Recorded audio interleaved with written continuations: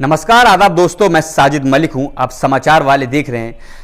दोस्तों, कर्नाटक विधानसभा में कल एक कितनी शर्मनाक घटना घटी है जिसको सुनकर के सबकी रूह कांप जाएगी।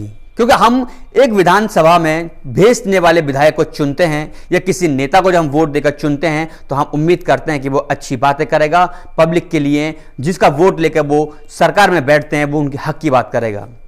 लेकिन कर्नाटक की विधानसभा के अंदर कांग्रेस के एमएलए रमेश कुमार का एक बयान आता है। वो कहते हैं जब रेप हो रहा हो तो लेट जाओ और मजे लो। ये वीडियो पहले आप सुन लें। There is a saying, when rape is inevitable, lie down and enjoy it. That's exactly the position into which you are. Sir दयमाಡಿ ಗಮನ ಸೆಳೆಯುವ इस वीडियो में आप सुन सकते हैं, लैंग्वेज कर्नाटक है लेकिन हमने उसका ट्रांसलेट किया, हमने उसकी बात जानी तो पता लगा कि विधानसभा में के अंदर कांग्रेस के एमएलए रमेश कुमार कह रहे हैं कि जब रेप हो रहा हो तो आप लेट जाओ और मजे लो। इतनी शर्मनाक बात कहने में, हमें बताने में शर्म आती है। चुना हुआ विधायक, कांग्रेस का चुना हुआ विधायक विधानसभा के अंदर खड़े होकर के इस तरह की शर्मनाक बयान देता है। और रमेश कुमार एमएलए होने के साथ साथ पूर्व विधानसभा अध्यक्ष भी रह चुके हैं। जब उन्होंने ये वाला बयान दिया तब विधानसभा अध्यक्ष, बीजेपी के जो अध्यक्ष बनने बैठे थे, वो इस मुद्दे पे हंसने लगे। मतलब शर्मिंदगी की हद तब पार हो गई जब एक एमएलए ने बयान दिया और दूसरी तरफ विधानसभा अध्यक्ष इस वाले बयान पर हंसने लगे।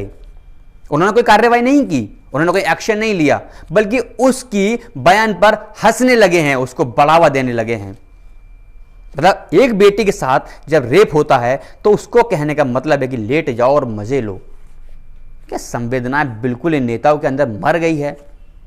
इसलिए हम इनको चुन करके विधानसभा के अंदर भेजते हैं या लोकसभा के अंदर भेजते हैं कि ये इस तरह के बयान जारी करके बहन बेटियों की इज्जत की खिलवाड़ करेंगे। एक तरफ कांग्रेस की प्रियंका गांधी लगातार आवाज उठा रही हैं कि बेटी हूं, लड़ सकती हूं, या बेटियों के लिए उनको अवसर दे रही हैं कि बेटियों को ज्यादा से ज्यादा फैसिलिटीज दे रही हैं। वहीं उनके एमएलए इस तरह का घटिया और शर्मनाक बयान देते हैं।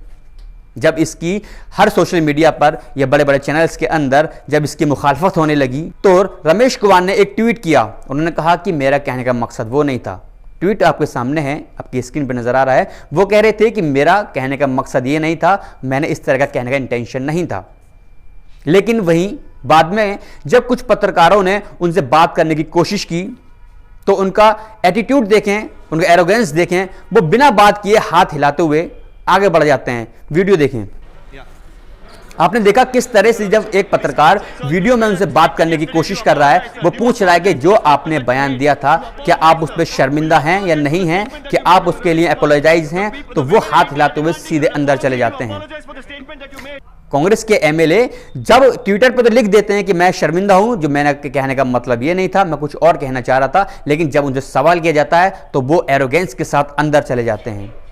ये किस तरह की राजनीति है। एक तरफ कांग्रेस सरकार या कांग्रेस पार्टी लगातार उत्तर प्रदेश के अंदर होने वाली रेप केसों पे, हाथरस कांड हमने देखा, उन्नाव कांड हमने देखा, और ऐसे कांडों पे सरकार को घेरती नजर आती हैं। जहां बीजेपी की सरकार है उसके ऊपर लगातार हावी होती हैं, वहीं उनके एमएलए इस तरह का शर्मनाक और घटिया बयान देते हैं। यह है हमारे नेताओं की मानसिकता, जिनको हम चुन कर भेजते हैं, जो एक तरफ बेटी, बहन, बच्चियों की बात तो करते हैं लेकिन वहीं दूसरी तरफ शर्मनाक और गंदे बयान देते भी हैं। जय हिंद दोस्तों।